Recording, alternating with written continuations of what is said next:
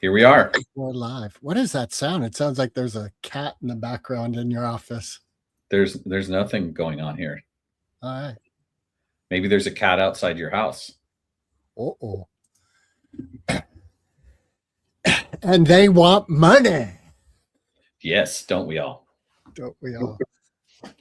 Yeah. All right, So brother. speaking of money, in our production meeting, you were asking about Kalshi. Kalshi is it's basically an online betting platform. Yeah, where you can bet on anything. I Well, wish you where can you bet on can- lots of stuff, but uh, specifically, you were curious about a recent position I took with regards to what's called the CPI. Yeah, especially because your AI agents were advising you not to do it. Like the world was saying, don't do it. You're like, well, you know what? I'm going to anyway. Right. So just to give a little bit more background, I worked with Claude Code to come up with a prediction engine that analyzes the various bets on Kalshi and then suggests to me through a local web portal, right? It's basically an interface that it created that runs locally on my machine, so I don't have to just do it through the command line. And it makes recommendations and says, this might be one. And then it has two agents. One looks for the recommendations based on the criteria I've set up, which is I want to be a little aggressive. I want to, it's easy to get something that's going to pay 1-to-1, right? Right. And the honest truth is it's a bet. You could still lose something safe like that. So if I'm going to bet, I want to lose or win, like at a level. So then the secondary agent checks whether that first bet is reasonable or not, and is likely to come out in my favor. So the first one would say, yes, this is a good one. And then the second one might say no, or they could both say no. So they both said no, but I placed an $80 bet and on what is called the CPI index, which is the Consumer Price Index for April. But the reporting doesn't happen until May 12th, which was yesterday. So the reporting came back. And I lost the bet. ah! However, one of the things I noticed was that the predictive, there were like several tiers. So the basic bet was, will the CPI be above 0.4%, above 0.5%, above 0.6%, above 0.8, right? And I bet super high. My $80 would have been $1,800 if I'd won. Nice. It's irrelevant because I didn't. Right. It's like my lottery ticket would have been $3 billion. Right. So there were a couple of things about my organic intelligence making that bet that I didn't have access to at the time I made the bet. And if I'd taken a little bit more time, I might have been able to find a sweet spot. So the predicted output was 0.4. I knew that wasn't going to be the case because the war started and oil prices went way up and a bunch of things also went way up. But I only saw the one bet for 0.8. I didn't see that I could have bet 0.5, 0.6, or 0.7. Okay. Both, and those were incrementally better returns. So it came back at 0.6. I don't know exactly, having not looked at the research, what it would have paid at 0.6. But if I'd seen 0.6, I would have been more conservative and picked that, right? So the takeaway is, if you're going to gamble, make sure you're not gambling with your rent money, right? That's number one. Number two, know that you're gambling and that having a couple of AI bots can be very helpful, but it doesn't guarantee anything, right? And then the third is, it's fun. All right, that's good. And overall, the previous position, we'll call it that, it was that what was the position? I don't remember what that was. I'd have to look it up. It was But I won reclined. on that one. Are you hearing my audio okay? Because I'm hearing an echo on mine. I'm hearing you fine. Okay, perfect. Sorry to hear that you got double trouble in your ear. And I don't mean Stevie Ray Vaughan. Boom. How's the weather? Yeah. It's dark and fluorescent in here. I have a question for you because my dive into AI has been like you think, okay, I'm going to just do this and, it's this amount of time and it's the surface level. But then it was like, oh, wait a minute. There's security, there's all these elements, and AI actually went off on a tangent and lost sight of the goal that I have. And now I'm bringing it back and it's saying, oh, you're correct. Here's this huge cavern that we're going to dive into to get you your goal. Are you experiencing that with your AI agents you're creating? I'm pretty sure that the experience has a similar quality to it, but not the same experience you're having. I wouldn't describe it the way you did, but from your description, I get kind of some meaning from it, right? And I immediately wanted to ask questions like, what AI are you using? Are you using just the chat bot, or are you using the coding side? There's also, and if you're using Claude, there's 3 categories. There's chat, there's Claude Cowork, and then there's Claude Code, right? So each one of those has its own sort of set of parameters. I also have, like, one of the things I did this month was I killed Grok. Grok was not useful to me. I love my X account, but I'm like, all right, I'm going to the $11 version, which means I don't get Grok for free. I mean, you can still go to Grok, but you don't get like all of the features. And you can't, when you have my level of subscription, and people are like anti-X. So if you don't like that I pay money to Elon Musk every month, that's between me and him. Like, stay out on it. Take your Tesla and drive the fuck out of here. You do you. I'm cool with that. And I'm also down to have the conversation if you feel like you want to have a critical conversation about my behavior. Anyway, that point is real quickly. From what I've witnessed here in Marin, if you put a little sticker on your computer that says, I purchased Grok before I knew he was crazy, then you're okay. You could still use Grok. You could still drive your Tesla. You're okay with your sticker. Right, because it's all about performative emotional monitoring. Right. I love that. Performative emotional monitoring. I fucking love that. Oh my God. Meanwhile, I need to ask you, where can I buy a reusable cup? Because this is getting ridiculous. Yeah, it is. Oh my God, they're everywhere, Mark. In fact, I think most coffee places sell reusable cups when you walk in. Not this one. Really? Yeah. Well, REI. Go to REI. You'll get your REI is the best bet, and it has the little like foamy, rubbery kind of top for it and everything. No, it's got a nice plastic one. Here, I forget the. I remember yours when we went to Red Whale. Shout out to Red Whale Coffee in Linda. So yeah, that not being said, I think one of the things we should do is get one going in the Moped Outlaws store. And if you haven't been to the Moped Outlaws store, you're really missing out. So we get like an agent running our store? We don't need it. No, but already.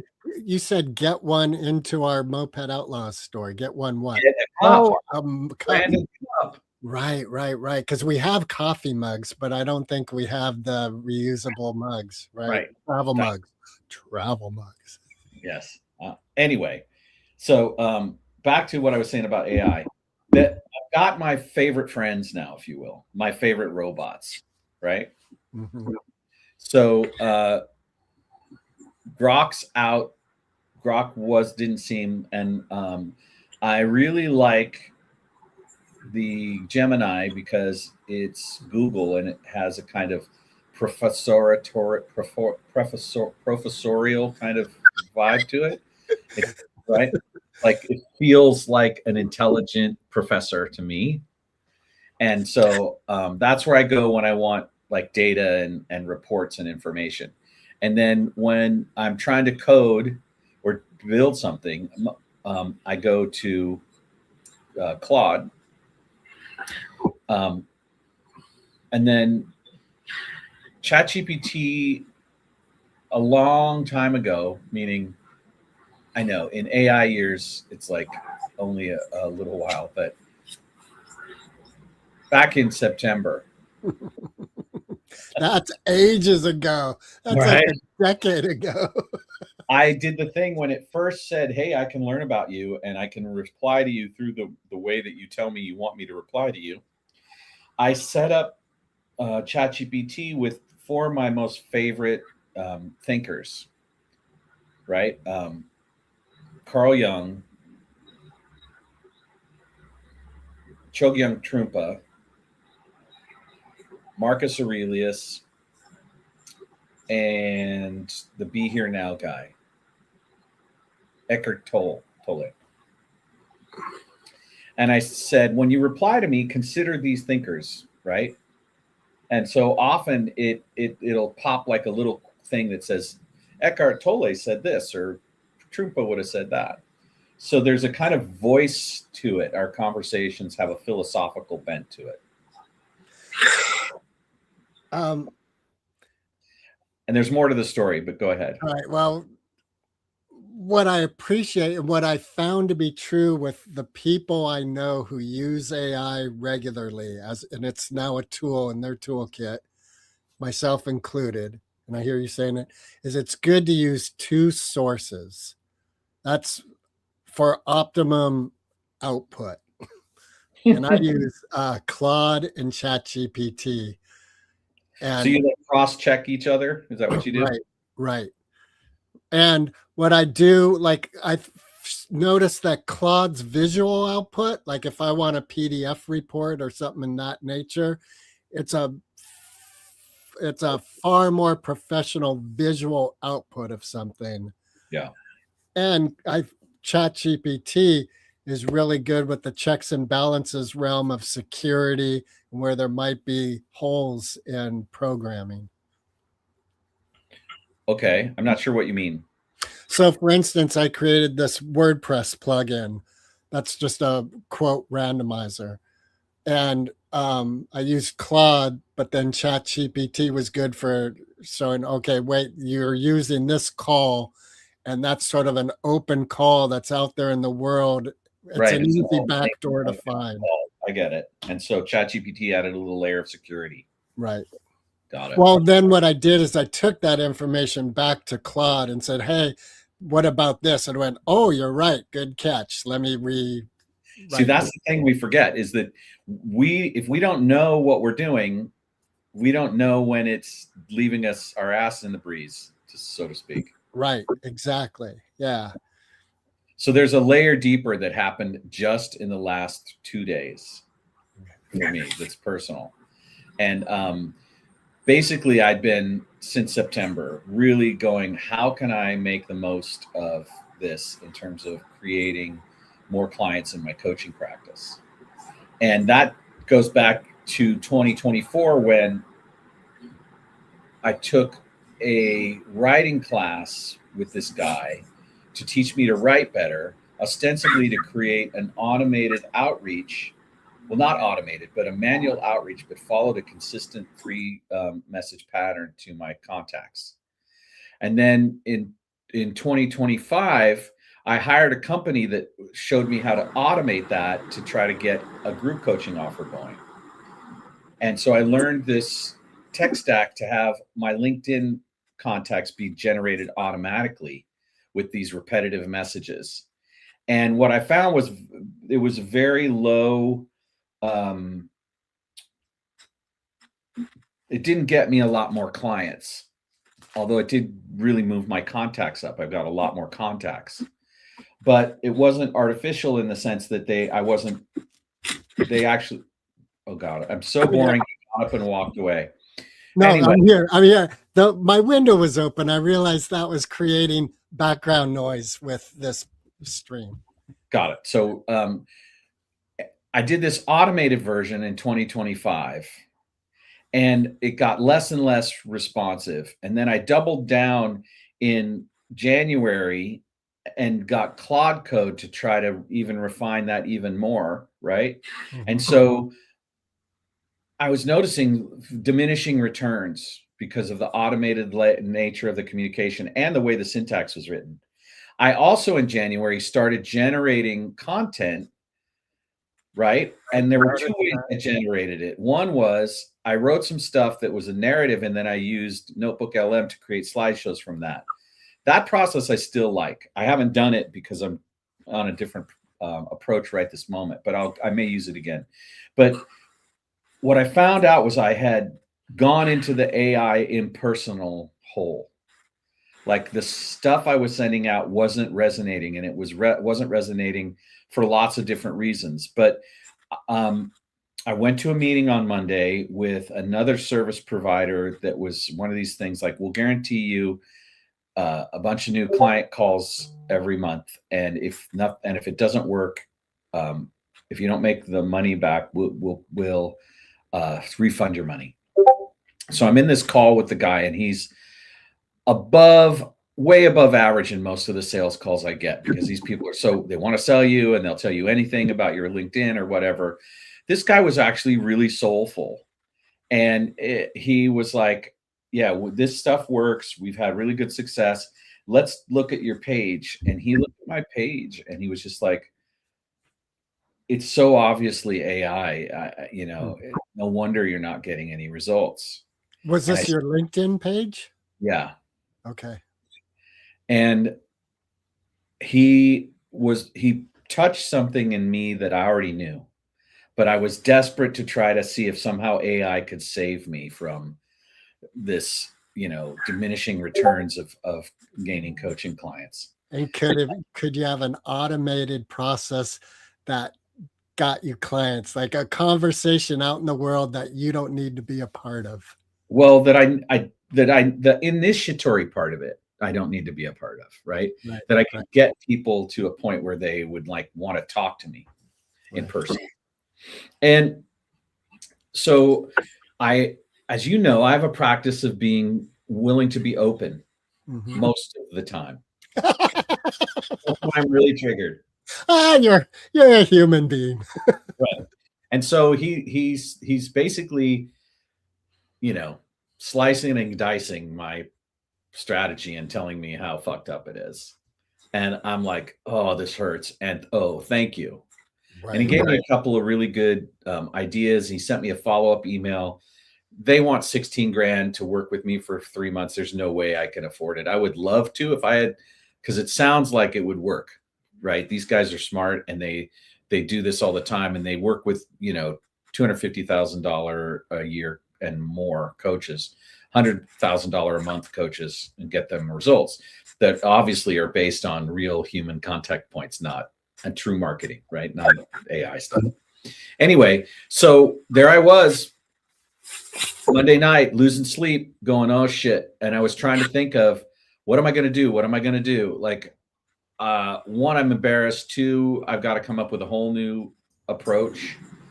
And he had sent me some ideas, none of which really resonated with me. But then I realized I had coined this term in a conversation, I don't know, a couple of months ago. OI, organic intelligence. Right. I remember that. Yeah. And I'm like, that's it. That was our guest also. Anyway, keep going. Okay, so maybe it was our guest that gave me the idea. I don't care. I've got the idea now, and I don't pretend to think I'm the first one who thought of it. But I'm like, that's it. That's how I'm going to do this, right? So I immediately went to LinkedIn and I changed my banner, and it says organic intelligence, wisdom for the automated era. Awesome. And then I stopped my whole tech stack from sending things out, and I published my first theme that I wrote all myself using a photograph that I took. That's about this idea of connecting person to person, human to human, and in it, I committed to this path of creating conversations with people I've not met yet. And I'm going to write about that. I'm going to journal about my conversations and then write about my experiences. And so my first post went out yesterday, and I did another one today. And then on the way into the office this morning, I stopped at the coffee shop.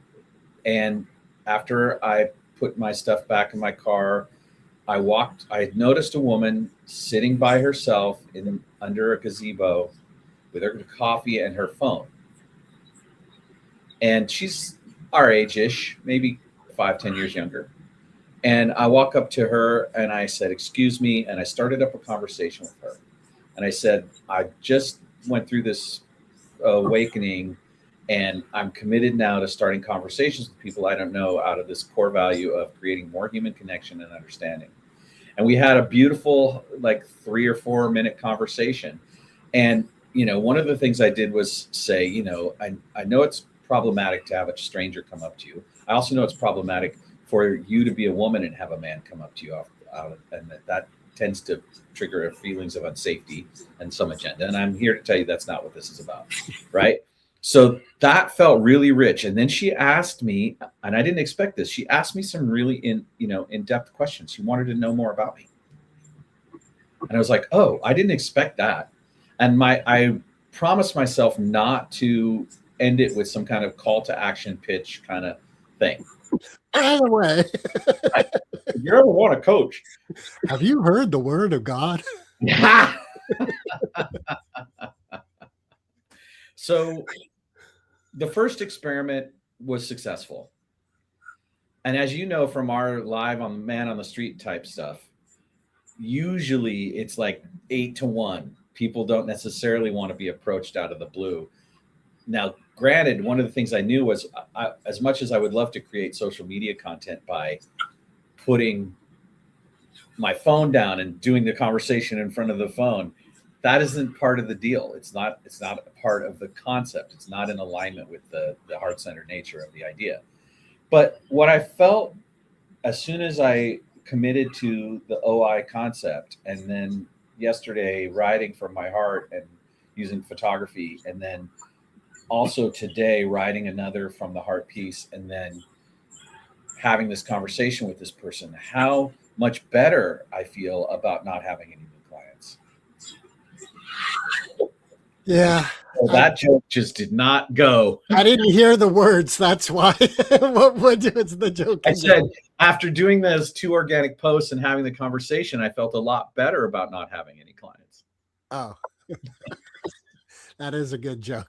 Well, it's not that I don't have any clients. It's just that I have goals, financial goals. And that's the whole behind this tech stack is I'm trying to get to a level at which I replace my former salary 10 years ago. And I've never been able to do that. So it's always been this, like, I'm deeply committed to the service part and I'm good at that. But the marketing part and getting to the point, and I see this whole culture of rich influencer coaches. And I'm like, why can't that be me? Well, so there's a lot to that one. One is we see the 10 percenters of coaching that are making that kind of money, and the other 90% are like you, putting out content to the world, or worse, right? Attempting to get rich. And I don't think get rich should have a horrible taste in my mouth when I say it, because it's one of my goals. I want to be able to buy a $3 million house in Mill Valley. Okay. And to do that, well, 1 bedroom. It'd be a little garden shack out in someone's backyard for $3 million. But, so like, I think you and I are in alignment that we want to increase our financial revenue stream to an exorbitant amount compared to what we are currently creating. And these words exorbitant shouldn't have a negative connotation, or get rich. And the other thing I've noticed with my experience of creating an agent, and also I used AI for a term paper I turned in for school. And the way I used it, though, was I wrote my paper first. And then I turned it in the teacher's prompt in my paper to Claude. And I wasn't asking for a rewrite, but what it did is show me where I was out of alignment from the prompt or where I was weak. So it's really like having an assistant Right. that's If you, right, assisting me. I still am doing the brunt of the work, right. but to have a like counselor there, like, hey, you know what? You're weak here. Oh, you're correct. Fuck, I don't want to rewrite this, but I'm going to. And Right. Right. Better to get that gets you from like a C to a B, maybe, right, or RNA. maybe even an A. And the other thing I noticed when you were talking about your experience, the Illuminati confirmed, is this morning I left my phone up in my room when I went downstairs to do some things I need to do. And I was like, yeah, I think I want to leave my phone behind more, you know? And it's, I think, in that same realm that you're in right now of human connection and also giving myself the space for imagination and contemplation. And books. And books. What? What the fuck are those? That's what you listen to on your phone, right? Books. Well, one of the things I wanted to say when you were talking about the desire to have greater income, Mhm. and I forget the word that you used, exorbitant.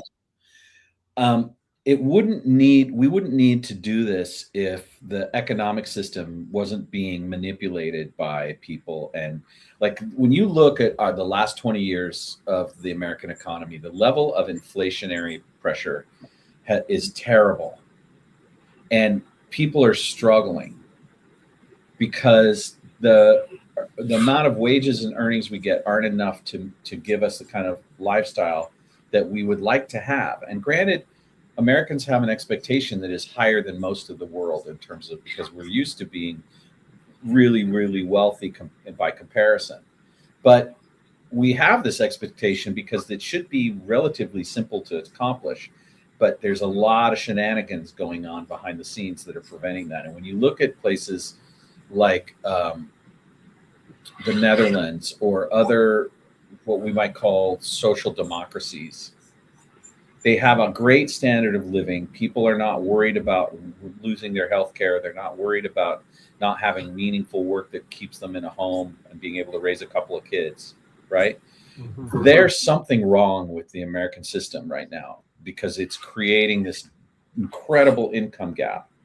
And it doesn't have to be that way. In fact, even though if you look at the history and the analysis says that it was a very short window between like 1950 and 1965, that was the only real time in American history where it wasn't like it is now. That doesn't mean that it's supposed to be that way, right? There's a numbers game here that's being played against the common person, the common, working class. With And I, that stat you just gave, do you believe that the economy is bolstered in a real declared war? Like I've heard a lot of rhetoric that World War II created an abundant amount of money that is why the middle class thrived so well during that period of time that you mentioned. well, I'm trying to look up the latest guests from Diary of a CEO because there was a really great interview last time with I forget the gentleman's names, Professor Yang, Jiang. I highly recommend that people watch that Diary of a CEO. It was last week's episode, not this week's, because he lays out why things work the way they are right now in a really powerful way. And one of the unfortunate side effects of listening to the interview is it brings you into a conceptual understanding of why Donald Trump is doing what he's doing that might be uncomfortable for people who are adamantly opposed to him and who want to put him in the fascist box. And then I think there's a reasonable argument for that. Don't get me wrong. I think that a lot of what he's doing is authoritarian and problematic. And I don't like him. I never voted for him. I wouldn't vote for him. But when you look at the strategic economic picture of what's called the petrodollar, you start to see that we're extremely vulnerable right now. that there's a reason that things are the way they are economically that largely has to do with our bad foreign policy over the last 20 years. Like there's a lot of nuance to it, but what he did was really powerfully lay out a global understanding of what the strategy of the United States is and why. The And current strategy with the this current, administration. yeah, the and I think it was the defense strategy is what it's called or whatever. But the basic argument is that by having a long-term war in Iran, we create the kinds of economic drivers that have industry in the United States build and make money, which is what you were talking about a moment ago, which is this idea of when we go to war, the economics of it are very good for the population. The manufacturing goes up, the Defense Department's buying a lot of weapons, people have work. It's all geared toward war, which is a problem, right? But the idea is that simultaneously diminishing the ability of China and Russia to access the oil of the Iranian country also stalls out the countermeasures to what we're doing. And so he lays out this really complex web. It takes about an hour and a half to finally get your head around it. But at the end of the day, it explained very cogently why it's necessary from the purely economic point of view. And it was uncomfortable because I don't particularly agree with the values that underpin the strategy, but I understand the logic of it. And the short version of that is we have been the world's reserve currency for so long, and the value of our currency has been based primarily on that fact.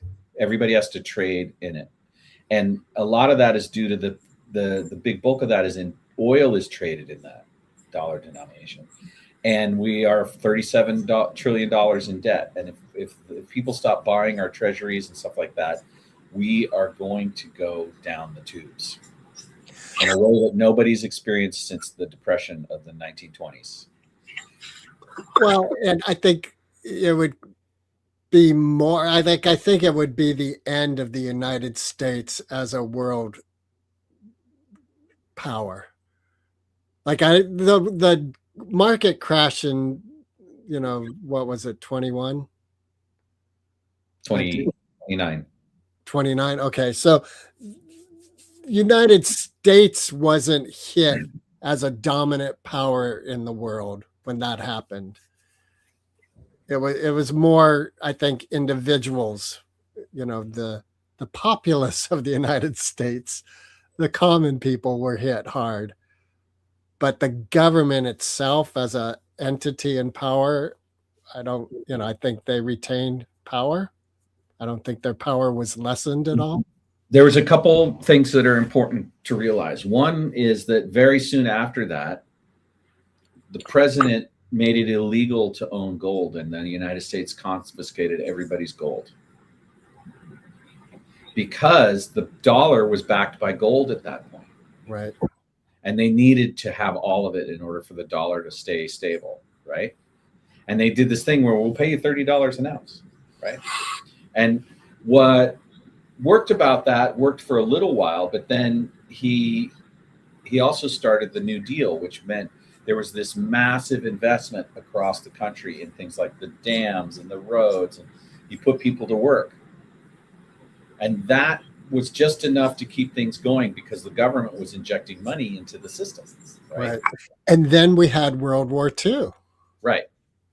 And World War II was also advantageous from an economic standpoint, but it was horrific from a human being standpoint. Right. So then we had this, because we quote unquote won, we got to set the terms for global exchange. And that's when dollar denominated international trade began. Right. So this is a complex issue. We can't really go into all of it. The point is, we have been floating on our ability to dominate militarily. And when you set that as your foundation for basically almost the last 100 years now, right? We're getting close. It's 80 years. Then you reap what you sow. So in order, if the military dominance is the way that you achieve prosperity, then you're going to have to perpetuate military activity. And we've known this since the 60s. Your and my parents were like, no, we've got to stop the military industrial complex. In fact, Kennedy spoke about it before they shot him in 63, right? And Eisenhower before him alluded to it. And there's the intelligence aspect of it too, where the CIA and those guys all are not, they're not stuck with America. They are doing all kinds of shenanigans to gain money to do things. So as a result of that, the corruption and the rot and the spiritual emptiness of the vision of the United States has become hypocritical. But the promise of the Constitution is still there.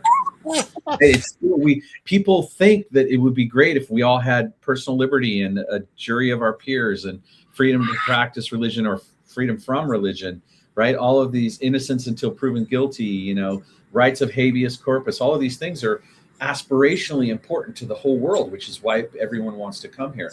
Not just the economic advantage, but that's also a big deal, right? So,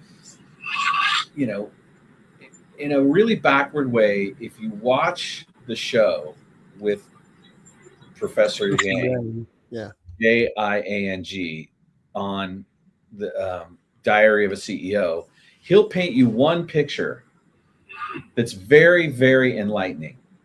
I'm not going to say it's the absolute it's the only point of view, but it's a very, very cogent point of view, and it understands the international dynamics of trade and money and war in a really powerful way. There's also another book called "The End of the World is Just the Beginning" by Peter Zeihan, right? Which is a really, really interesting book in understanding how the breakdown of the global trade system leads to these isolated fiefdoms, right?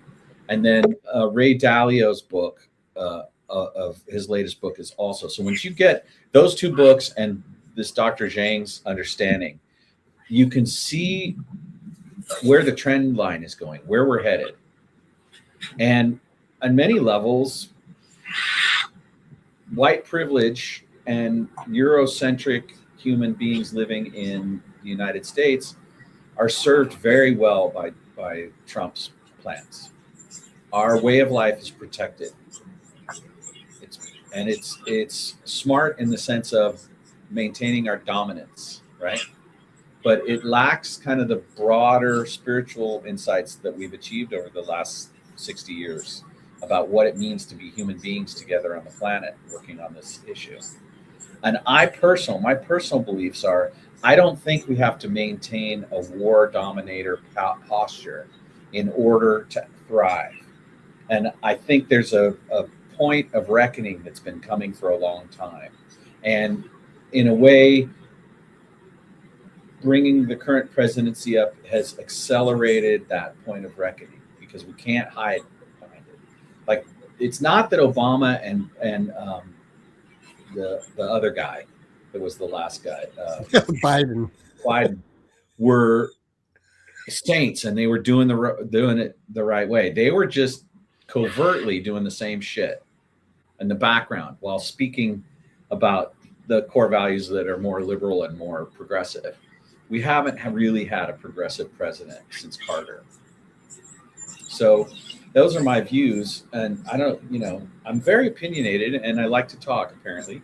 So I love using AI in the way that you described. I think it's an important partner, and I'm not giving up on it. Like, I'm fine with my Kalshi bot still recommending ways that I can make better bets, and I may find another use for it in terms of launching a product-based business as opposed to a client-based business. Right? I have a question for you, and if you don't want to reveal the product right now to the world, just keeping it as product. I was thinking about how you sort of shelved this energy you were putting towards a product you were creating. And I was kind of wondering, like, there are so many products that are like products out in the world. And as an example, when Tesla first hit the market, I'm forgetting the name of the other electric car that was at the same time. and they were Yeah, sort of neck nobody remembers that. right, but I do recall they were really neck and neck, Yeah. like vying for market, and then Tesla pulled ahead. And the idea that you have isn't readily known. It's not out on the streets that this exists. Yeah. And so I think there's still a strong potential market for this idea. Right. So when we think about products, the question we ask is, what problem does it solve? And I I think think I've got a really powerful answer with my product, right? right. I think you do. And I think it's, Mhm. generally speaking, I think it's a problem that is being voiced regularly by parents, even more so now as more and more data is coming to a head. And the answer isn't there. Like, Well, it hasn't emerged yet. One of the things that happened with this particular product was the name that I'd been using for a while, I loved, and then I found out that it wasn't culturally appropriate to brand it that way. but And you so I heard needed that from to do one that. person, right? What? You heard that from one person, right? Well, I picked that person to ask for a very important reason, because they had the proper insight But and awareness. their insight, like I would also say there's other like people, culturally speaking, that you could go to and say, hey, what are your thoughts about this? Oh, absolutely, I can. But there's two things happening. One was, I found one of the things you have to do when you're looking at product launch is find out who's competing, who are your competitors, and how is that working, right? And I hit a spot where I found someone who was doing something that solves the same problem in an easier way than buying my product. And so that, coupled with the fact that I don't have the revenue to move the product forward yet, right? But I could still pitch to investors. I could still try to create the company behind it, and I haven't given up on it. But you should note that I thought of this product 4 years ago, and that at each stage I get this fire in my belly, and I go through this process of development, and then I get to a point where I stop for a while, and I need to like refocus my attention. But there's a limited amount of time you can do that. Eventually, someone else is going to meet the market problem for sure, right? I'm close. I'm at a point now where I have the basic premise and the documents to take it and try to get funded for it. So it should be something I resurrect, and it is exactly in alignment with my new branding around organic intelligence and communication and connection. So it's synergistically, it's very, very good. But I still have, one of my advisors, who was a former guest on the show, is a good friend of mine, was very skeptical about it. And that's because he tends to be skeptical about everything. Like, I mentioned to him Bitcoin when it was $3,000, and he poo-pooed it, and I poo-pooed it again at 19,000, and he poo-pooed it at 40,000. So there's this element of, there's something about who I consult with that is doing this, pushing down, punching down a little bit, but not out of malice. It's Right. because they are very conservative core values, and their mindset is all about, the only way to make money is hard work, right? I personally think that that's not necessarily, it takes hard work, but it's not the only way. There's this element of, when the thing that you're building, whether that's a product, a service, or an entertainment property, when you align with the value proposition and you work hard at it, then it goes where it needs to go. Well, okay, so from the prophet Kahel Gilbran is this statement I have on my wall in this one sentence: work is love made visible. Wow. Thank you for that. You're welcome. And I think about Prince and how his work ethic was huge. And I think it was just love. He loved to do it. Well, that's one of the things that's true about my work as a coach, is I get up every day. I don't go to work. There's no boss. which is a very great privilege. I love having my own business, and the fact that I'm able to survive, but not necessarily get quote rich, which I'm not even close to rich, let alone, middle class. But the fact that I'm doing this every day as my own endeavor, and that I'm providing something valuable to people that speaks to their humanity and their own love of their own life and helps them find that path that they can't see right at that moment. That to me is very rewarding beyond monetary, and I'm super grateful. And what you this product is in alignment with that too. It's a very beneficial to humanity product, and I think humanity wants it and knows it wants it. So I need to. You're right to call me in on this. I need to remove the barrier and see if I can get some more constituencies going on it, and try to get it out into the market. I'm pretty clear that the name I gave it needs to shift, and so I need another name. But Well, I like your shirt, your sweatshirt you're wearing. Amplify Aloha. That's my friend Kaleo Wassman from the band Pepper. This is his solo acoustic branding. He sells these sweatshirts at his gigs. And it's this idea of let's enhance, i.e., amplify aloha with each other. And just for the record, I don't think that you're culturally appropriating the Hawaiian indigenous people by wearing that sweatshirt. Got it. Thank you for that.